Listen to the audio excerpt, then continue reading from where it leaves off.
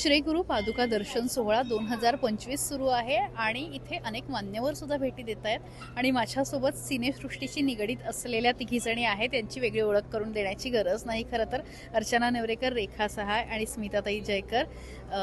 आज महिला दिन आहे आणि महिला आलेल्या आहेत या कार्यक्रमाला, तर एकूणच या सगळ्याच विषयावर आपण गप्पा मारूया. अर्चनाताई, कसा अनुभव होता तुम्ही इथे दर्शन घेतलं? खरं तर गेल्या वर्षी मी आले होते आणि यावर्षी सुद्धा मी ठरवलं होतं की इथे पादुका दर्शन मी घेणार, कारण महाराष्ट्रातले इतके दिग्गज संत महाराष्ट्राला खरं तर आशीर्वाद आहे. कॉमस्कोर नुसार आता isakal.com आहे देशातील नंबर 1 ची मराठी न्यूज वेबसाईट. प्रत्येक अपडेटसाठी isakal.com ला नक्की भेट द्या. संतांचा, आणि मला असं वाटतं ते आपल्याला इथे भेटायला आले आहेत. मग इथून कारण सांगणं म्हणजे मला असं वाटतं की म्हणजे ते नको, म्हणून मी दर्शन घेतलं. खूप बरं वाटलं. प्रत्येक ठिकाणी आपल्याला जाता येत नाही, पण इथे पादुका आपल्यासाठी आले आहेत दर्शनासाठी. तो अनुभव खूप वेगळा आहे आणि खूप भारावून जायला होतं इथे. निश्चितच ताई, कसा अनुभव होता? तुम्ही दर्शन घेतलंय, कसं वाटतं? खूपच छान, खूपच छान. माझं आपल्या ओळखीचे आहेत. आपली भूमी ही संतांची भूमी आहे. तेव्हा आपल्या ह्या जमिनीवर ह्या सगळे संत चालले, त्यांची पावलं त्यांचे चरण ह्या भूमीवर पडले आणि त्यांच्या पादुका इथे आलेत आणि आपल्याला एवढ्या सगळ्यांचं एकावेळेस दर्शन मिळतं. दुसरं एक, हे ऑर्गनाईज खूप छान केलंय. खूपच छान ऑर्गनाईज केलंय. कुठे घाई गडबड नाही, धक्काबुक्की नाही, काय नाही. व्यवस्थित सगळे लाईनशीर जाते. ऑर्गनायझेशन खूप छान आहे. असंच ठेवा दरवर्षी, आणि दरवर्षी आम्ही येणार.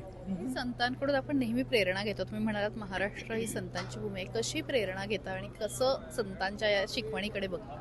आता त्यांची प्रत्येकाची शिकवण मला माहिती नाही. मला आपल्याला थोडंसं ज्ञानेश्वरांबद्दल, साईबाबांबद्दल, शंकर महाराजांबद्दल हे मला माहिती आहे. आपण ऐकलेत वगैरे, त्यांच्याबद्दल फिल्म्स झाल्यात, सिरियल झाल्यात. तर त्यांची जेव्हा आपण सिरियल्स किंवा फिल्म्स किंवा काय बघतो त्याच्यावरूनच आपल्याला माहिती आहे त्यांच्याबद्दल काय काय. तर ती प्रेरणा म्हणजे सगळ्यांचं एकच आहे की आपण साक्षीभाव ह्याच्यामध्ये जावं. तर बॉटम लाईन सगळ्यांची तीच आहे. सगळ्यांना आपलं करावं, सगळ्यांना प्रेम द्यावं. चराचरात ईश्वर आहे असं ज्ञानेश्वरांनी नेहमीच म्हटले. आणि ज्ञानेश्वरांची हे मला एक वाक्य खूप आवडतं की माणसाला मारू नका, माणसातली जी काही खल प्रवृत्ती आहे तिला मारा. हे जे आहे ते आपण आता शिकतो.